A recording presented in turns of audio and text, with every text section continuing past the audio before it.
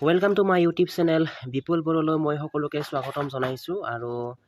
আজি আমি গৈছিলো hiramba মন্দিৰত আৰু hiramba মন্দিৰত মোৰ অলৰেডি এটা ভিডিও দিয়া হৈছে সো তাতে আপুনি চাব পাব মোৰ চেনেলত আৰু মই এটি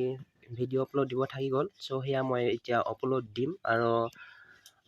hiramba মন্দিৰৰ দুজনী গঠাৰী দিউৰিয়াফা দুজনক দুটা প্ৰশ্ন সোধা হৈছিল এনে জাস্ট সিম্পল শৰ্ট ভিডিও আৰু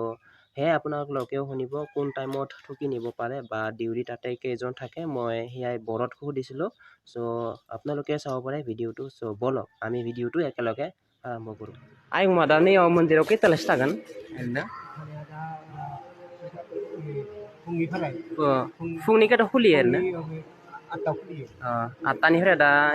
मोनानि माबालासे सयतालासे थागोन आरो ओमफ्राय सब दिनाबो थुखि लाना फैनो हागोन ना इयाव सोरबा जुदि लामनो गोसो दोङोबा सानफ्रोमबो लामनो हायो आरो टाइमा माबाफोर जाबा जेबो जाया नामा जेनेबा मोनाबो लामनो हायो बा फुङावबो आरो जुदि टाइमाव दाबो टाइम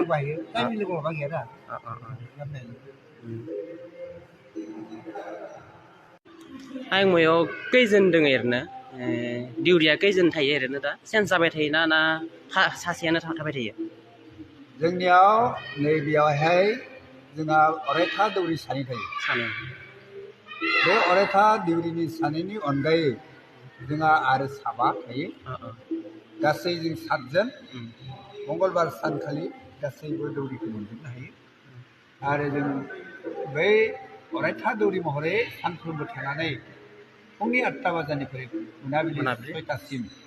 मन्दिरखौ अरायसम माने खुलायै लाखिबाय थायो बेयाव गुबुन गुबुन जायगानिफ्राय फैनानै नैबाव बावथाय बावनाय बिजोंजों बिथांमोना मोजां बोर लानानै बिथांमोननि हामनायखौ बिनानै बिथांमोना गोजोननाय मोननो